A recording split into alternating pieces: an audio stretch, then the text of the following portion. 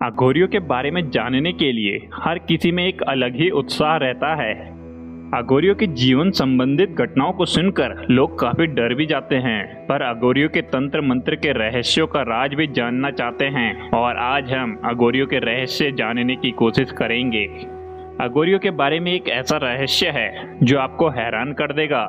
दरअसल अघोरियों को लेकर कहा जाता है कि वो सबों के साथ गंदी हरकतें करते हैं। इसके पीछे अघोरियों का तर्क है कि ये भी उनका एक प्रकार से शिव साधना का तरीका ही है। वह मानते हैं कि सबों के साथ गंदी हरकतें करने के दौरान अगर वो उपासना कर सकते हैं तो यह उनकी साधना का एक बहुत ऊंचा स्तर है। इतना ही नहीं, अघोरी बाकी साधु संतों की तरह ब्रह्मचर्य का पालन नहीं करते, बल्कि महिलाओं के साथ उनके मासिक चक्र के दौरान संबंध बनाते हैं। इसमें उनका मानना है कि इस तरह से उनकी अघोर विद्या को बल मिलता है और उनकी शक्ति बढ़ती है। इसके अलावा एक और चीज है कि अघोरियों को कुत्तों से बहुत प्रेम होता है और वो अपने साथ कुत्तों को रखना बहुत पसंद करते हैं। और कई अघोरियों ने ये भी माना है कि वो इंसानों का कच्चा मांस खाते हैं और शमशान घाट में ही रहते हैं। इसके पीछे इनका मानना है कि ऐसा करने से उनकी तंत्र करने की शक्ति प्रबल होती है। यही बातें लोगों को अजीब लगती है, पर अघोरियों के लिए वह उनकी साधना का हिस्सा है।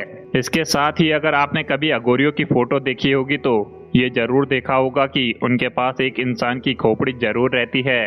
अघोरी मानव खोपड़ी को भोजन खाने के लिए बर्तन के रूप में इस्तेमाल करते हैं।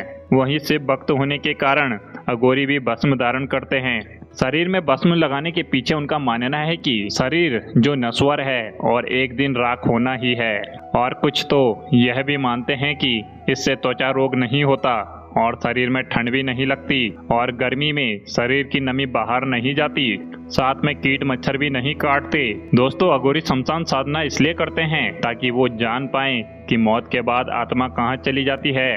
क्या आत्मा से बात की जा सकती है? ऐसे ढेर सारे प्रश्न हैं जिसके कारण अघोरी शमशान में वास करना पसंद करते हैं, क्योंकि वे मानते हैं शमशान में ही साधना का शीघ्र फल मिलता है, क्योंकि शमशान में ही शिव का वास है।